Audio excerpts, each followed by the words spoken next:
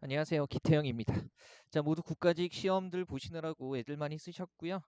이미 이제 답안하고 여러 해설들이 올라와 있지만 또 제 총평하고 해설 듣기를 바라시는 분들이 또 기다리시는 분들이 계셔가지고요. 일단 해설 시작하겠습니다. 자, 총평 이런 것들은요. 카페에 이제 제가 글로 또 써놨으니까 참고하시면 될 것 같고요. 우리는 지금 문제만 보죠.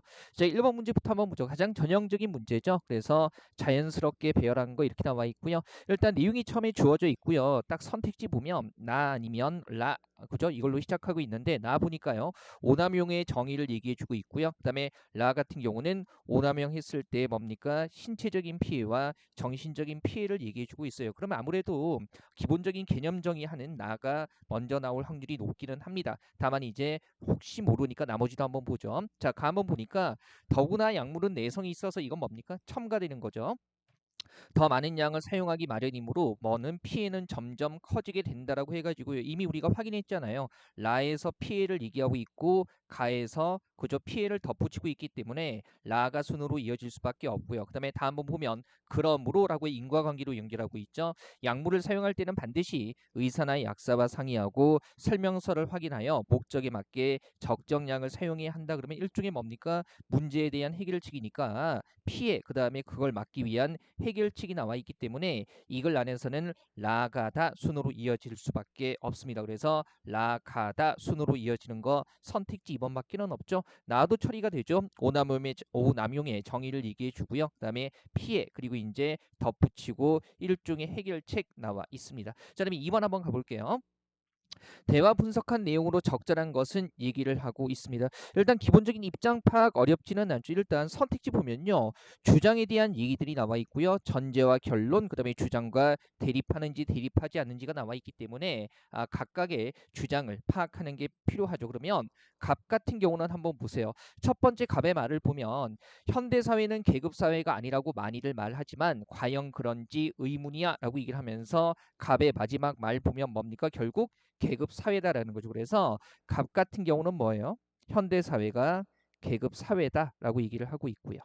뭐 어려운 문제는 아니었어요. 그다음에 자, 을 같은 경우도 역시 개인의 계급이 빈부격차가 대물림되면서 결정되고 있어 그랬으니까 갑과 을의 입장이 비슷하죠. 그다음에 병 같은 경우는 결론 한번 보죠. 따라서 현대 사회를 계급 사회로 보기는 어려워라고 해가지고요. 병은 대립되네요. 1번부터 보죠. 갑은 을의 주장 중 일부는 수용하고 일부는 반박한다. 아니죠? 그죠? 갑하고 을의 주장은 같습니다. 그래서 일부 수용, 일부 반박은 안 되고요. 그다음에 이번에 을의 주장은 갑의 주장과 대립하지 않는다. 둘 다 어쨌든 계급 사회라고 동의를 하고 있기 때문에 2번이 맞는 거죠. 그러면 3번에 갑과 병은 상이한 전제에서는 보세요.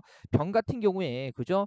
계급을 가지고 뭡니까? 문화나 생활 방식 전체를 설명할 수 없기 때문에 어렵다. 그다음에 갑 같은 경우는 오히려 계급이라는 걸 가지고 현대 사회 문화를 충분히 설명할 수 있기 때문에 그죠? 계급 사회다라는 그래서 전제는 상이하지만 결론은 다릅니다. 그죠? 그다음에 4번에 병의 주장은 갑의 주장과는 대립하지 않지만 이미 대립하고 있다라는 거 확인했잖아요. 그죠? 그래서 정확히 얘기하면 병의 주장은 갑과 을 둘 다와 대립한다고 얘기할 수가 있겠죠. 뭐 난도 높지는 않은 문제였습니다. 자, 3번 뭐 벌써 이제 3년 동안 3년 전부터 어법 문제, 문법 문제가 많이 나오지는 않고 있어요. 표준어로 쓰인 거 해가지고요. 한번 보시면 일단 가만히 보면요. 표준어 규정이 나온 어휘들이 없기는 한데 우리가 스텝 1이라든가 그 다음에 1.5 어법이라든가 그리고 기출문제 통해서 확인했던 거예요. 자, 1번은 뭐예요? 허구 허니 아니고요. 어떻게 써야 됩니까?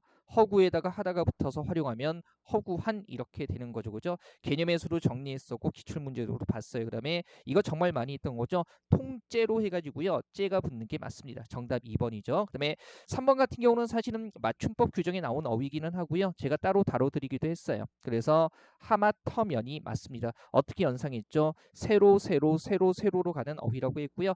4번은 제가 가르친 적은 없어요. 근데 기본적으로 알고 계셔야 되죠. 그죠? 물론 선택지 2번이 원체 명확하게 보이기 때문에 답 찾는 거 어렵지는 않았을 거고요. 잘룩이 아니라 잘록하다 활용해 가지고요. 잘록하게 이렇게 써야 되겠죠. 어렵지 않고요.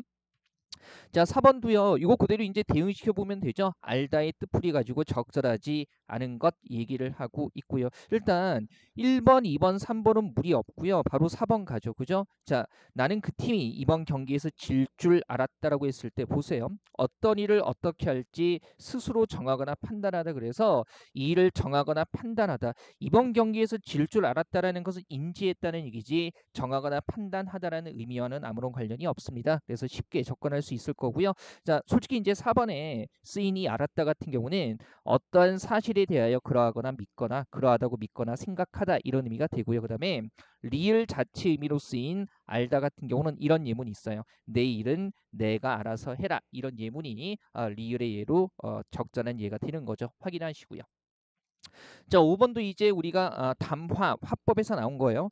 진행자의 말하기 방식 얘기하고 있고요. 적절하지 않은 거 얘기하고 있습니다. 우리 왜 선택지 자체가요. 일단 진행자에 대해서 얘기를 하고 있는데 순서대로 나와 있지 않기 때문에 그죠? 좀 필요한 부분들 골라서 보죠. 우리 진행자의 세 번째 말부터 한번 볼게요. 세 번째 말. 그죠? 찾으셨어요? 진행자의 첫 번째, 두 번째, 세 번째 말 여기부터인데요. 보세요.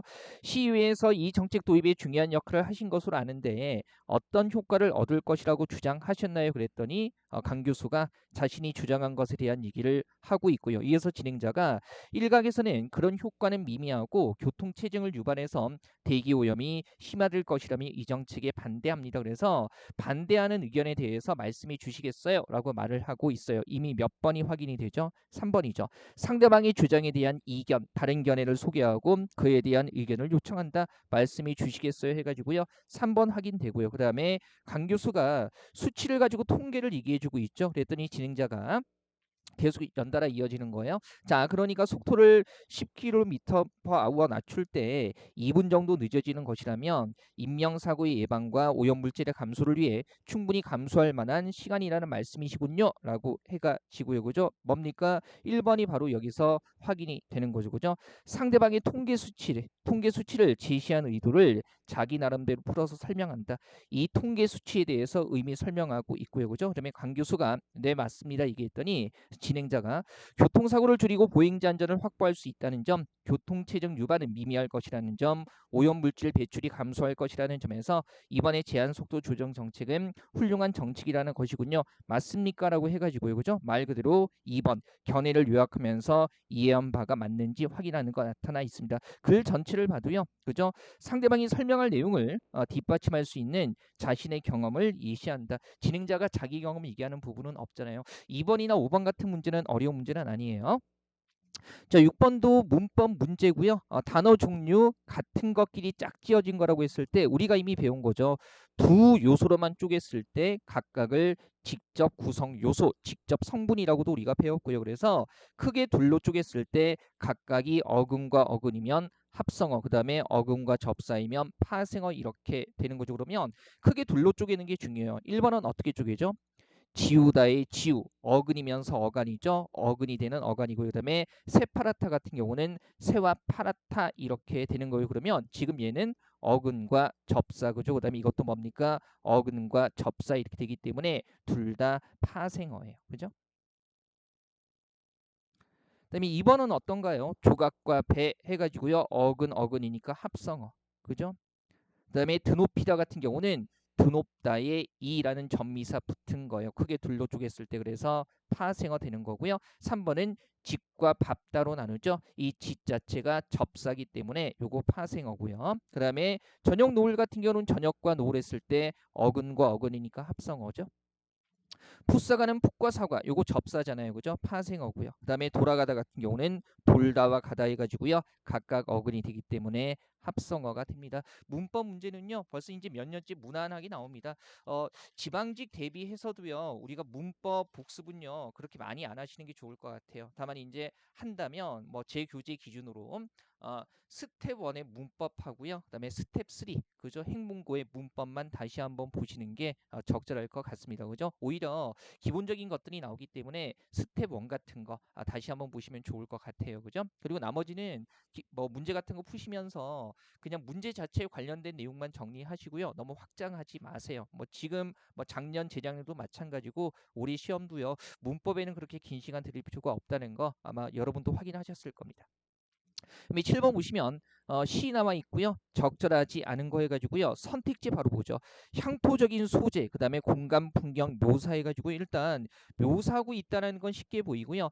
향토적이라는 게 뭐예요? 우리 고향이나 시골의 정치가 담긴 것을 향토적이라고 얘기를 하죠. 그러면 마늘 쪽이라든가 그죠? 그다음에 들길 같은 것들 고향이나 시골의 느낌이 나기 때문에 1번은 괜찮아요. 그다음에 2번은 우리가 대꾸법 얘기하는 거죠. 유사한 문장 구조를 반복해서 뭐 이게 확인이 되면 리듬감은 자동으로 연결이 되고요. 지금 보세요. 1년에 뭐한 뭐에 뭐한 뭐에 뭐 이렇게 나와 있고요. 그죠? 그다음에 2연에서도 아지랑이가 비듯 태양이 타듯 무엇이 뭐하듯 무엇이 뭐하듯 제비가 날듯 물이 흐르듯. 그다음에 마지막 연에서요. 뭐한 무엇이 있다 뭐한 무엇이 있다라고 해가지고요. 그죠? 마지막까지 계속 반복되고 있죠. 1번, 2번 다 괜찮고요. 그러면 3번에 화자를 표면에 나타내서 시적 화자가 지금 표면에 뭐 나라든가 아니면은 다른 사람 말하는 사람이 드러나지 않아요. 그래서 화자가 표면에 나타나 있지도 않고요. 그다음에 고향에 대한 상실감 잃어버렸다는 느낌도 없습니다. 그다음에 4번은 형식적으로 확인되죠. 하나의 시어를 독립된 연어로 구성해서 주제의식을 강조하고 있다라는 거. 몇 년이요? 3년 같은 경우에 천연히라고 해가지고요. 하나의 시어를 독립된 연어로 구성하고 있고요. 그죠? 천연히라고 해서 이 마을의 느낌을 강조하고 있는 거죠. 요거 괜찮죠? 네, 8번 한번 볼게요. 추론이라고 나와 있고요. 적절한 거 이렇게 나와 있어요. 그죠? 지금 보니까 선택지 빨리 보면 행동은 환경, 마음은 유전, 그 다음에 복잡한 정도가 클수록 전략의 최적화. 3번에 같은 조상을 둔 후손 환경에서 얻은 정보 다르면 행동은 다르다. 그 다음에 4번에 조상의 유전적 성향보다 그 다음에 과거 환경이 인간의 진화 방향을 결정한다라고 해가지고요. 일단 행동, 환경, 유전 이런 것들이 나와 있네요. 일단 1문단에 한번 보시면 우리 셋째 줄에 이렇게 나와 있죠. 자, 인간의 행동은 유전적인 적응 성향. 여기서 이제 잘 봐야 되는 게 유전이라는 것이 뭐예요? 말 그대로 조상이 같다. 뭐 조상의 개념과 관련되는 거죠. 그다음에 이러한 적응 성향을 발달시키고 활성화되게 되는 환경으로부터 입력이 상호작용한 결과이다라고 해가지고요. 행동은 유전과 그다음에 뭡니까? 환경이 상호작용한 결과이다 나와 있으니까 여기서 바로 3번이 확인이 되죠. 즉 같은 조상을 둔 후손이라도 그러니까 유전적인 게 비슷하더라도 환경에서 얻은 정보가 다르면 행동은 다르게 나타날 수 있다. 어떻게 추론할 수 있는 거죠? 유전적인 것과 환경이 상호작용한 거니까. 그러면 환경이 달라진다면 상호작용하는 대상이 달라지기 때문에 그 결과인 행동도 다르게 나타날 수가 있겠죠. 사실 1번에 행동이 환경, 마음은 유전 아예 확인이 안 되고요. 2번은 용어 정도가 나와 있기는 해요. 상황의 복잡한 정도. 근데 우리가 지금 한번 보시면 두 번째 문단 한번 보시면 이런 얘기가 나와 있기는 하죠. 복잡한 상황이라는 게 나와 있는데 지금 이 복잡한 상황에 원시 시대의 적응 방식이 그대로 남아 있기 때문에 부적절하다라는 얘기가 나와 있으니까 그러면 원시 시대의 적응 방식이 복잡한 상황에 맞추어서 최적화된 게 아니라는 거죠. 그래서 2번 안 되고요. 그다음에 4번 같은 경우에 조상의 유전적인 성향보다 조상이 살았던 과거 환경이 그래서 유전적인 성향과 과거 환경 중에 인간의 진화 방향을 무엇이 더 우선적으로 결정하게 되는 요인이 되는지 역시 확인되지 않습니다. 뭐 그나마 좀 헷갈리는 선택지가 2번 정도였을 텐데요. 그죠? 오히려 과거의 것이 그대로 남아있지 않은 그죠? 과거의 것이 그대로 남아있기 때문에 복잡한 상황에 적응하는데 부적절하다라고 얘기를 하고 있죠. 그래서 최적화가 이루어지지 않았다는 상황이 나와 있기 때문에요. 2번은 추론한 내용으로 적절하지 않습니다. 자, 그다음에 9번 어휘 문제죠. 한자 해가지고 아마 이 한자를 읽는 데는 무리가 없으셨을 거예요. 이런 거 보세요. 도회시, 시건, 모순, 그 다음에 배간시, 그리고 첨언, 보간 이렇게 나와 있죠. 일단 1번에 가에는 뭐가 들어가야 되나요? 현실을 도외시한 정책은 실패로 돌아갔다. 그 다음에 그는 뭡니까? 믿음을 잃었다는 거니까 약속을 어기는 거. 그래서 시건이 잦아 이렇게 돼야겠죠. 그 다음에 당대의 구조적인 문제점 말 그대로 모순을 이래하게 비판했다 해가지고요. 답은 1번이 되는 게 적절합니다. 그죠? 2번 한자는 그 상대적으로 다른 애 한자보다 쉽기는 했어요. 쉽기는 했는데 그래도 또 이제 낯선 분들 계셨기 때문에 틀린 분들도 꽤 계셨을 거예요. 도외시하다는 무슨 뜻이에요? 선택지 1번에 상관하지 않거나 무시하다. 그 다음에 시건이라는 건 약속을 지키지 않은 거고요. 그 다음에 모순이라는 거, 뭐 앞뒤나 이치상 어긋나서 맞지 않는 거, 이런 거 얘기하는 거죠. 그래서 이제 구조적인 모순 그러면 이치에 맞지 않고 어긋나서 맞지 않는 건데 구조적인 문제점 이렇게도 해석할 수 있을 거예요. 그리고 이제 나머지 배관시 같은 경우에 업신여기거나 무시하다라는 거죠. 사람을 업신여기고 무시하는 거기 때문에 일단 첫 번째 가해 맥락에서 자연스럽지 않고요. 그다음에 첨언이라는 거, 요거 좀 덧붙여 말하는 거고요. 그죠? 그다음에 보관이라는 거 그냥 겉으로 드러내지 않은 마음속 생각 이런 것들 이야기를 하는 거죠. 그래서 구조적인 보관이라는 것 자체가 말이 안 되기도 합니다. 한번 보시고요. 자, 10번도 추론이고요. 적절하지 않은 것은 이렇게 얘기하고 있어요. 그죠? 자, 일단 보죠. 이분법적 시각, 그 다음에 상호작용 양식, 이해하기 어렵다. 그리고 비대면 온라인 상호작용, 유대관계 형성할 수 없다. 그 다음에 온라인 비대면 활동, 오프라인 대면 활동 분리되어 있는 것은 아니다. 계속 부정서술 나오고 있어요. 그 다음에 오늘날 대면 상호작용 중에도 디지털 수단에 의한 상호적 관계가 이루어질 수 있다. 10번은 쭉 읽어보면 용어를 되게 직접적으로 쓰고 있기 때문에 괜찮았을 거예요. 우리 왜 시험지 기준으로요. 일단 1문단 보시면 온라인은 비대면, 그죠? 오프라인은 대면 이렇게 얘기를 해주고 있고요. 그죠? 두 개 차이점 물어보는 게 아니죠. 그 다음에 넷째 줄에 그런데 이유 한번 보시면 온라인과 오프라인을 함께 경험할 수도 있고 이러한 이분법적인 용어로 명료하게 분리되지 않는 활동들도 있다 해가지고요. 분리라는 말 어디 나와 있나요? 선택지 3번하고 바로 연결이 되네요. 그죠? 그러면서 예를 들면서 누군가 만나서 대화하는 중에 문자를 주고받음으로써 대면 상호작용과 온라인 상호작용을 동시에 할 수 있다라는 거. 4번 그대로 연결되네요. 그죠? 바로 이제 문자를 주고받는다는 것이 디지털 수단에 의한 상호작용이 되는 거죠. 물론 뒤에서도 한 번 더 나오기는 합니다. 그 다음에 이 문단 보시면요. 한편 오프라인 대면 상호작용에서보다 온라인 비대면 상호작용에서 만난 사람들에게 더 끈끈한 유대감을 느끼기도 한다. 온라인 비대면에서 더 끈끈하다라고 하고 있는데 이번에 비대면 온라인 상호작용으로는 유대관계를 형성할 수 없다라고 얘기를 하고 있기 때문에 그죠? 추론보다는 거의 사실일치 문제에 가깝죠. 끝까지 한번 볼까요? 그죠? 그 다음에 서로 관계를 형성하고 유지할 때 아날로그 상호작용과 수단과 디지털 상호작용 수단을 동시에 활용할 수도 있다. 4번이 다시 한번 확인이 되는 거고요. 그다음에 맨 마지막 문장 한번 보시면 자, 지금 분리되지 않는다고 얘기를 하면서요. 상호작용 양식들이 서로 겹치거나 교차하는 현상들을 이해하고자 할 때 이분법적인 범주는 심각한 한계를 지닌다라고 해가 지고요. 그죠? 자, 이것도 한번 보시면 1번 바로 확인되죠. 이분법적 시각으로는 상호작용 양식이 교차하는 양상을 이해하기 어렵다. 한계를 지닌다라는 게 제대로 이해할 수 없다는 거 아니겠어요? 그래서 1번도 맞습니다. 괜찮죠? 네, 11번 고전 소설인데요. 요거 그 내용이 어렵다기보다는 꼼꼼하게 보지 않으면 헷갈렸을 겁니다. 그죠? 적절한 거 묻는 거고요. 바로 한번 보죠. 부사 얘기하고 있어요. 그죠? 부사는 배자수의 후처가 제시한 증거를 보고 장화와 홍련의 말이 거짓이라고 확신했다. 일단 보니까요. 첫 번째 문단에 이런 얘기 나와 있네요. 그죠? 어떻게 나와 있나요? 그죠? 후처가 뭡니까? 증거를 제시했어요. 그죠? 이렇게 낙태한 증거물을 바치니 부디 살펴봐 주시기 바랍니다 했는데 부사는 그것을 뭐예요? 미심쩍어 하고 있죠. 그리고 뒤에서 이제 장화의 말을 듣고서 확인을 하는 거니까 장화와 홍련의 말이 거짓이라고 확신하는 건 아니에요. 미심쩍어 한다라고 나와 있어요. 그 다음에 2번 잘 봐야 되죠. 배자수의 후처는 음행을 저지른 홍련이 스스로 물에 빠져 죽었다고 거짓말을 했다라는 거. 거짓말한 건 맞는데 지금 배자수의 후처의 말에 따르면 음행을 저지른 건 누구예요? 그죠? 1문단에 장녀 장화가 음행을 저질러서 이렇게 얘기를 하고 있어요. 그리고 홍련 같은 경우는 언니 일이 부끄러워서 그래서 음행을 저지른 건 배자수 후처의 말에 따르면 장화로 설정돼 있기 때문에 아마 선택지 2번에서 멈칫하거나 헷갈리시는 분들 계셨을 거예요. 그죠? 3번에 장화는 배자수의 후처가 제시한 증거가 거짓임을 확인할 수 있는 계책을 부사에게 알려주었다. 지금 두 번째 문단 한번 보시면 여기 나오는 제 같은 경우에 그죠? 낙태, 음행을 저질러 낙태한 게 장화라고 배자수의 후처가 얘기하고 있기 때문에 낙태를 언급하는 건 당연히 장화가 될 거고요. 그 다음에 뭡니까?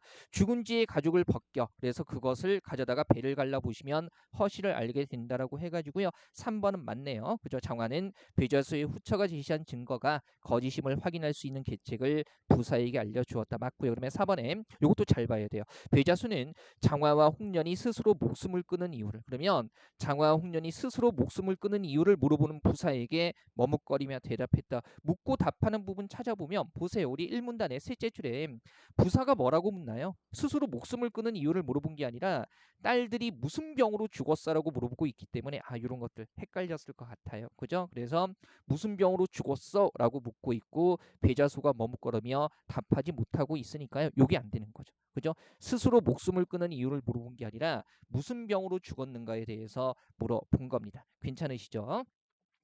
자, 12번 역시 내용 전개 순서 관련해 가지고요. 적절하게 들어갈 곳을 찾는 겁니다. 내용 한번 보죠. 나라의 위기가 닥쳤을 때 제 몸을 희생해 가며 나라 지키기에 나섰으되 역사책에 이름 한 줄 남기지 못한 이들이 이순신의 일기에는 뚜렷하게 기록된 것이라. 그래서 나라를 지키기 위해서 나섰던 여러 사람들 얘기를 하고 있는데, 일단 가 앞에는 이순신의 인간적인 고뇌, 그 다음에 나 앞에는 한 사람으로서의 고통을 얘기하고 있고요. 그러니까 여러 사람들, 그죠?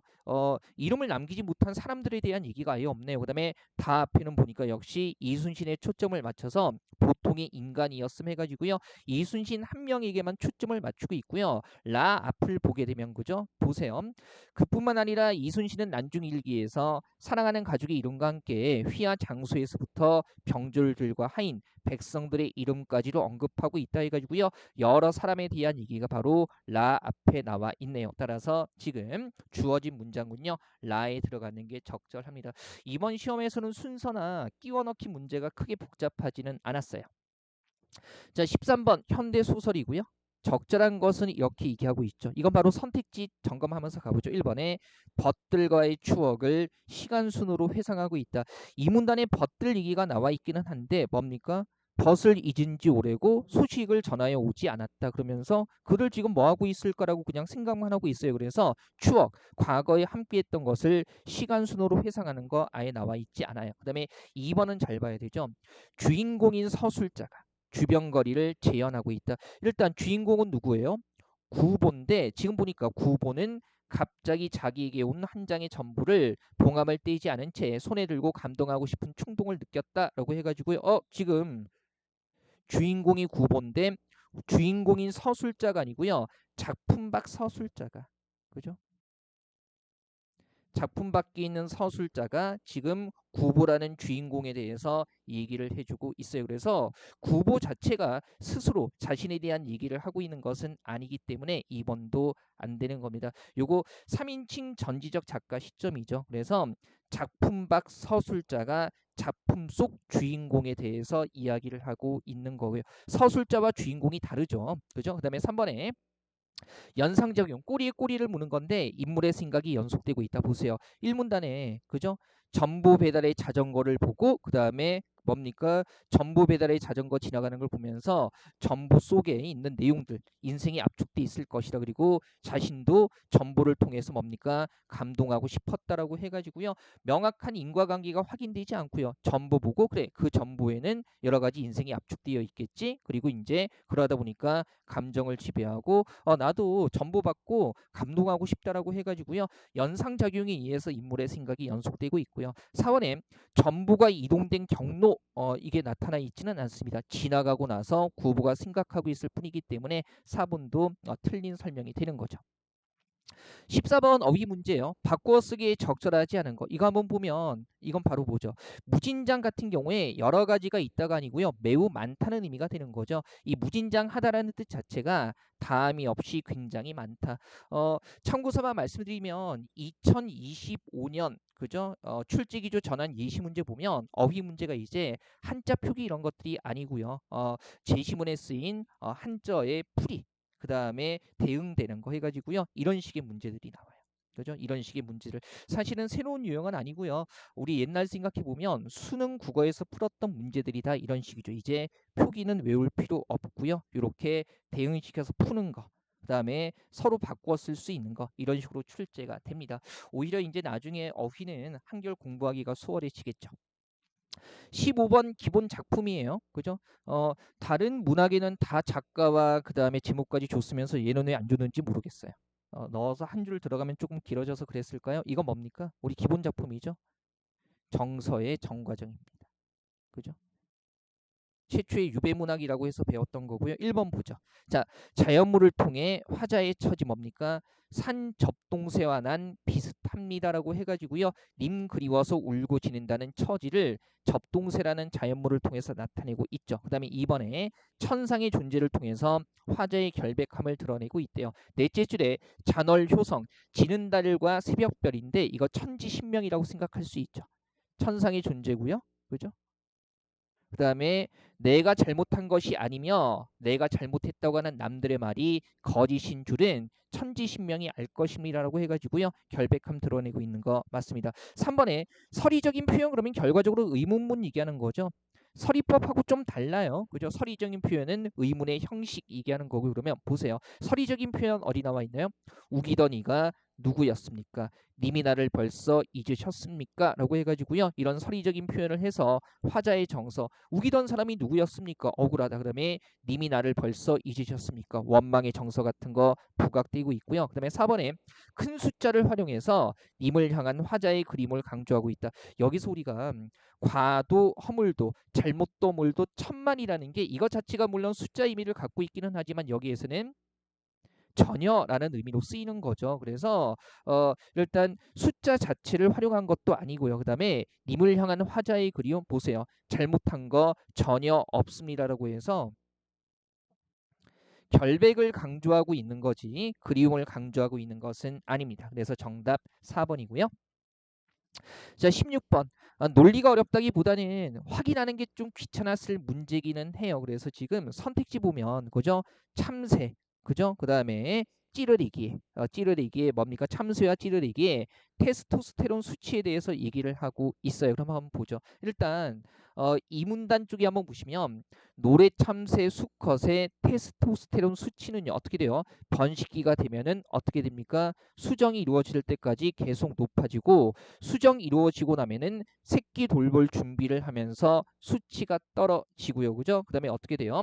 새끼가 둥지를 떠나게 되면 번식기가 끝나지 않았음에도 더 떨어지고 해가지고요. 그러면 노래 참새 수컷 같은 경우에 번식기에 어떻게 돼요? 그죠? 번식기에서 수정 때까지 테스토스테론 수치가 올라갔다가 그 다음에 뭡니까? 새끼 돌볼 준비를 할 때 새끼가 떠났을 때 계속 떨어지는 거예요. 그죠? 그 다음에 번식이 끝나면 아예 분비되지 않고요. 그 다음에 마지막 문단 보시면 검정기 찌르레기 수컷 같은 경우에 이 테스토스테론 수치가 번식이 되면 올라갔다가 수정한 이후부터 번식이 끝날 때까지 떨어지지 않는 그러면 번식기에 어떻게 돼요? 올라갔다가 그죠? 계속 유지가 되는 양상이 되는 거죠. 그럼 보세요. 1번에 노래 참새 수컷은 번식기 동안 테스토스테론 수치가 새끼를 양육할 때보다 양육이 끝난 후에 높게 나타난다. 그죠? 일단 수정되고 나서는 뭡니까? 수정될 때까지 쭉 계속 높아지다가 새끼를 돌볼 준비하면서 떨어지고요. 그 다음에 어떻게 돼요? 새끼가 커서 둥지를 떠나게 되면은 어떻게 됩니까? 더 떨어지게 되는 거죠. 그래서 양육할 때가 그죠? 뭡니까? 양육이 끝난 후보다 더 어떻게 되는 겁니까? 더 높게 되는 거죠. 그죠? 양육이 끝난 후를요. 지금 여기서 새끼가 커서 둥지를 떠나게 되는 상황하고 연결할 수 있어야 합니다. 그래서 1번이 잘못된 거죠. 그죠? 양육할 때보다 양육이 끝난 후에 높게 나타내는 것이 아니라 양육이 끝난 후에 더 떨어지게 되는 거죠. 그죠? 양육할 때보다 양육이 끝난 후에 더 떨어지게 되는 거고요. 그래도 이렇게 왔다 갔다 하는 것이 아니라 그냥 수정 때까지 올랐다가 계속 떨어지고 번식이 끝나면 분비되지 않기 때문에 흐름이 그냥 올라갔다가 떨어지는 거죠. 올라갔다가 떨어지는 거니까 이건 확인하기 쉬웠을 겁니다. 그다음에 나머지도 한번 확인은 해보죠. 이번에 번식기 동안 그냥 참새라고 할게요. 테스토스테론 수치가 수정이 이루어지기 전보다 이루어진 후에 낮게 나타난다. 분명히 뭡니까? 수정이 이루어질 때까지 계속 높아지고 그 이후에 떨어지게 되는 거니까요. 그죠? 수정이 이루어지기 전보다 이루어진 후에 낮게 나타나는 거 맞습니다. 그죠? 이루어질 때까지 계속 높아지다가, 그죠? 높아지다가 뭐 새끼 낳고 그다음에 새끼 가면서 더 떨어지니까 2번은 괜찮아요. 그다음에 3번에 자, 찌르리기 같은 경우에 수정한 이후에 번식기가 끝날 때까지 수치가 떨어지지 않는다. 그죠? 수정한 이후부터 떨어지지 않는다라고 쭉 나와 있고, 그다음에 4번에 노래 참새 수컷과 검정 찌르레기 수컷 모두 번식기의 테스토스테론 수치는 번식기가 아닌 시기에 테스토스테론 수치보다 높다라는 거. 어떻게 돼요? 번식이 끝나면 분비되지 않고요. 그다음에 뭡니까? 번식이 되면 올라간다라고 얘기를 하고 있기 때문에 4번도 적절한 추론이 되겠습니다. 그죠? 일단 2, 3, 4번 일일이 확인하기가 좀 귀찮았던 문제기는 한데요. 1번에 명확하게 확인이 되기 때문에 난도 자체가 높은 문제는 아니에요. 좀 상대적으로 까다롭다. 이 정도로 설명드릴 수 있겠네요. 자, 그다음에 17번. 요것도 이제 이번에 비문학 중에서 좀 까다로웠다고 보이는데요. 보세요. 이해한 내용으로 적절한 거. 제가 크게 두 가지로 나눠서 설명하고 있는 것들을 한 단락에서 섞어서 얘기할 때는 어떻게 하라고 했나요? 도식화라고 했죠. 방금 봤던 16번 문제는요. 그냥 단락에서 한 가지를 따로따로 얘기해주고 있기 때문에 그렇게 할 필요는 없는데, 지금 이 제시문 같은 경우는 한 단락에서 섞어서 얘기하고 있으면 보세요. A가 주장한 다중지능 이론은 기존 지능 이론의 대안으로 제시되었다라고 하면서요. 그죠? 그는 자, 기존의 지능 이론이 어디에만 언어 지능, 논리 수학 지능, 인지 능력에만 초점을 맞추고 있다고 비판하면서, 자, 이뿐 아니라 신체와 정서, 대인관계 능력까지 포괄한 총체적 지능 개념을 창안해 놨다. 그러면 신체 정서나 대인관계는 다중지능 이론에서 다루는 거네요. 그죠? 그다음에 다중지능 이론에서는 좌뇌 능력에만 초점을 둔 기존의 지능 검사의 반쪽짜리라고 호평했대요. 뭐 일단 다중지능 이론에 다른 것이 포함이 되는 거니까 그러면 보세요. 좌뇌 능력에만 초점을 둔 건 기존의 지능 이론이 되는 거죠. 그래서 이것도 이렇게. 그리고 다만 이제 1문단에서 조심해야 되는 건 다중지능 이론이 기존 지능 이론의 것에다가 뭡니까? 신체 정서, 대인관계 능력까지 포괄했다는 거죠. 그래서 완전히 갈리는 게 아니라 다 포함하는 거예요. 그다음에 그들에 따르면 전자는 후자의 하위 영역에 속해 있고 전자는 뭐 얘기하는 겁니까? 지금 앞에서 얘기하고 있는 게 뭐예요? 그죠? 앞에서 얘기하고 있는 게 지금 요거 이 문단에 우리 이제 좀 끊었는데요. 지문이 길어가지고요. 넷째 줄부터예요. 그래서 이 문단의 둘째 줄 보시면 다중지능 이론에서 주장하는 새로운 지능의 종류들이 기존 지능 이론에서 주목했던 지능의 종류들과 상호 독립적일 수 있는가 하는 점이다. 그러면 전자는 새로운 지능, 다중지능 이론의 새로운 지능이기 때문에 이렇게, 그다음에 후자의 하위 영역에 속해 있고 둘 사이에 유의미한 상관관계가 있기 때문에 독립적일 수가 없다라고 서술하고 있죠. 그래서 다중이라는 개념이 성립하지 않는다. 독립적이지 않기 때문에 다중이 성립하지 않는다 이 얘기를 하면서요. 그죠? 그다음에 마지막 문장도 한번 보죠. 다중지능 이론이 설정한 새로운 종류의 지능들을 정확하게 측정할 수 있는 도구가 만들어지기는 어렵다라는, 그래서 측정이 힘든 건 다중지능 이론에서 설정한 새로운 종류의 지능들이 되는 거죠. 그럼 보세요. 1번부터 가보죠. 논리수학 지능은 다중지능 이론의 지능 개념에 포함되지 않는다. 이거 조심해야 되는 거죠. 다중지능 이론 같은 경우에 뭡니까? 기존 지능 이론에다가 이뿐 아니라 다른 것까지 뭡니까? 포괄하는 거잖아요. 그죠? 이뿐 아니라 신체와 정서, 대인관계 능력까지 포괄한 1문단에서 나와 있기 때문에 얘도 포함이 되는 거죠. 여기에다가 다른 것까지 포함이 되는 거니까 논리수학 지능, 말 그대로 기존 지능 이론이 그죠? 포함되지 않는다고 얘기할 수는 없는 거예요. 그 다음에 2번에 대인관계 능력과 관련된 지능을 정확하게 측정할 수 있는 도구의 개발 가능성이 회의적인 거. 그러면 지금 도구 만들어지기 어렵다라고 얘기를 하는 건 다중지능 이론에서 얘기하는 새로운 종류의 지능들이고, 바로 이 새로운 종류의 지능들 이렇게 표시한 것에 뭐가 들어가요? 대인관계가 들어가니까 대인관계 능력, 그죠? 여기에 새로운 종류의 지능이 들어가는 거고, 그 다음에 측정할 수 있는 도구 개발 가능성이 회의적이라는 것도 새로운 종류에 관한 것이기 때문에 2번은 같은 범주 안에서 움직이고 있죠. 그래서 적절하고요. 그다음에 3번에 다중지능 이론에서는 인간의 우뇌에서 담당하는 능력과 관련된 지능보다 좌뇌 쪽이라는 거, 좌뇌 능력에만 초점을 맞추는 건 뭐예요? 그죠? 말 그대로 기존 지능 이론이기 때문에 지금 다중지능 이론 얘기를 하면서 좌뇌 쪽에 더 많이 주목한다, 초점 맞춘다라는 기존 지능 이론과 연결하고 있기 때문에 3번은 안 되는 거죠. 범주와 연습은 우리가 많이 했어요. 4번에 다중지능 이론에 대해 비판적인 연구자들은 뭐 이 문단에 나와 있고요. 모든 지능 영역들이 상호 독립적이라는 이유에서 다중 개념이 성립하지 않는다. 분명히 뭐라고 나와 있죠? 그죠? 이 문단에 보면 독립적이지 않기 때문에 독립적일 수 없기 때문에 다중이라는 개념이 성립하지 않는다라고 얘기를 하고 있으니까 독립적이라는 이유에서 다중 개념이 성립하지 않는다고 얘기할 수는 없을 겁니다. 괜찮죠? 이거 도식화하는 거 그죠? 항상 우리가 한 문단에서 크게 두 가지로 구별해서 설명할 때 도식화하는 거 굉장히 중요하죠. 그래서 2번과 3번 같은 거는 도식화만 잘하면요. 금방 찾아낼 수 있을 겁니다. 18번 이제 한 편의 글을 주고 나서 수정할 필요가 있는 거 이게 해가지고요. 뭐 예전 문제에서는 1, 2, 3, 4번의 문장을 주고 나서 어법상 자연스러운 거 부자연스러운 거 이렇게 얘기했는데 이렇게 하나의 글로 이렇게 얘기를 해주고 있는 거죠. 형식만 다소 다를 뿐이고요. 원리는 똑같아요. 지금 보세요. 기억, 니은 괜찮고요. 디귿은 우리가 많이 봤던 패턴이죠. 뭡니까? 와와 과 그러면 국가정책 수립 A 그 다음에 국제협약 B 해가지고요. 체결하기 위해 C로 설명하고 있는데 항상 뭐라고 했죠? 병렬 구조의 호응 A와 C 보라고 했죠. 그러면 국가정책 수립을 체결한다. 수립을 체결한다. 말 돼요? 안 돼요? 안 되잖아요. 그래서 3번은 수정해야 합니다. 그죠? 국가정책을 수립하고 국제협약을 체결하기 위해 이렇게 되는 거죠. 두 개를 나란히 묶어서 하나의 서술어로 처리하는 경우에 떨어져 있는 부분의 호응 관계를 점검하라는 거 우리가 자주 연습했던 겁니다. 자, 19번. 빈칸 추론이고요. 적절한 거 얘기하고 있고요. 지금 보세요. 지금 빈칸 보니까 읽기 능력이 부족한 독자에 대한 설명이고요. 그죠? 그다음에 난해하다고 느끼는 단어들에 대한 얘기예요. 그러면 일단 1문단 보면 그죠? 생소하거나 이해하기 어려운 단어. 이게 바로 뭡니까? 이해하기 어려운 게 난해한 거잖아요. 그리고 이런 것들은 뭐 한다? 고정한다 그러면 일단 난해한 단어와 관련되는 것들은 고정과 관련이 되는 거죠. 그 다음에 읽기 능력 하위 집단 그리고 읽기 능력 평균 집단 얘기를 하고 있어요. 그래서 지금 보니까 이 문단에서 눈동자의 평균 고정 빈도에서 이 고정은 뭐하고 연결되는 거죠? 난해하다고 느끼는 것과 연결이 되는 거죠. 그래서 A 집단은 B 집단에 비해 2배 많은 수치를 보였다 그러면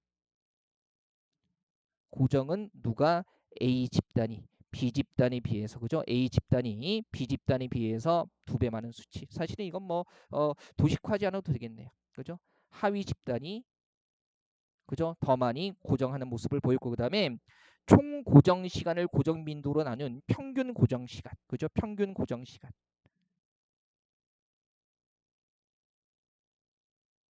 평균 고정 시간은 어떻게 해요? B 집단이 더 높게 나타났다. 그런데라고 역적으로 뒤집어주고 있기 때문에 반대라는 거죠.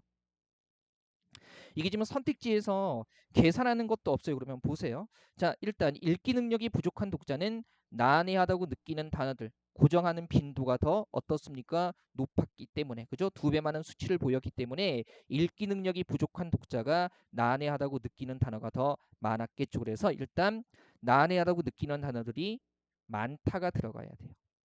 그죠? 그 다음에 평균 시간 얘기를 하고 있는데 평균 시간은 오히려 읽기 능력이 낮은 그죠? 읽기 능력이 부족한 독자가 더 어떻게 해요? 적었다라는 거 확인할 수 있잖아요. B가 높았다라는 건 읽기 능력이 부족한 독자가 오히려 평균 고정 시간은 짧았다는 거죠. 이게 무슨 복잡하게 계산하는 게 아니고요.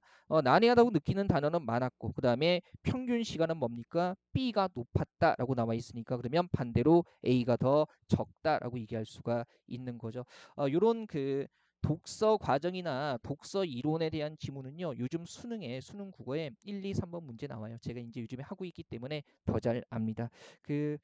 25년 이제 대비하실 분들도 이 강의를 보실 텐데 뭐 올해 시험 보신 분들은 어쨌든 국가직이나 지방직 둘 중에 하나는 저는 분명히 합격할 거라고 믿고요.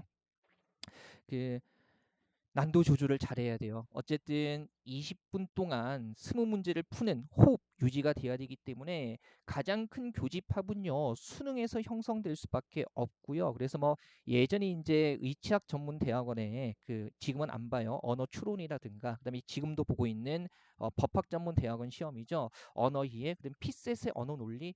아니요, 우리가 비문학 지문에서 그 정도 난도로 나오지는 않아요. 다만 이제 기존의 공무원 시험이나 수능 체제에서의 추론, 그러니까 기본적인 추론 문제에다가 피셋 정도보다 조금 낮은 수준에서 명제와 논리가 나오는 거죠. 그래서 내년을 준비하시는 분들은 이 강의 이제 보실 테니까 제가 곁들여서 말씀드리는 겁니다. 그래서 그 범주를 잘 잡으셔야 돼요. 어려운 거 마구 때려 넣는다고 능사가 아니라는 거죠. 그거 20분 동안 어떻게 풀 거예요?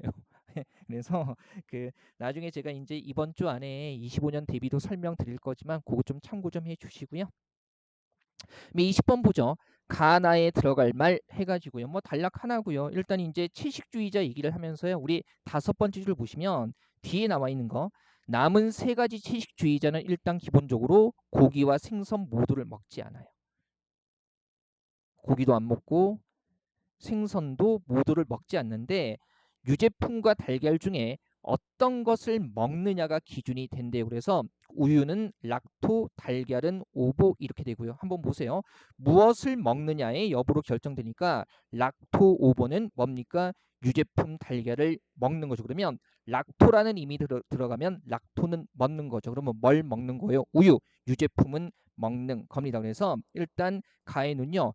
유제품은 먹지만 어떻게 해요? 고기와 생선, 달걀은 먹지 않는 거예요. 고기, 생선은 기본적으로 안 먹고요. 그죠? 락토라는 입만 들어가 있으니까 오보는 먹지 않는 거죠. 그다음에 나 쪽에 오보 채식주의자는 오보라는 말이 들어갔으니까 뭘 먹는 거예요? 그죠? 이 말이 들어간 걸 먹는 거죠. 달걀을 먹는 거예요. 그래서 보니까 자, 오보 채식주의자는 먹지 않는다 그러면 달걀은 먹고 나머지 먹지 않는 거니까 달걀은 먹지만 고기, 생선, 유제품은 먹지 않게 되는 거죠. 그래서 4번이 적절하죠. 20번은 기준만 잘 잡으시면 돼요. 그죠? 그래서 어떤 것을 먹느냐, 그래서 락토가 들어가면 락토는 먹는 거고, 그죠? 그다음에 오보 들어가면 오보는 먹는다라는 거, 이것만 조심하시면 되죠. 서술어 먹지 않으며 먹지 않는다 이렇게 나와 있기 때문에 이 순서 들어가는 거 잘 생각하셔야 되고요. 20번도 많이 어렵지는 않습니다. 그죠? 상대적으로 좀 까다로웠던 문제가 제 생각에는요. 이게 다른 데 이제 봐도 국어 난도가 전반적으로 높지 않다 보니까 오답률 베스트 이런 거에 국어는 안 나오더라고요. 다만 이제 제가 뭐 9번 문제 같은 경우는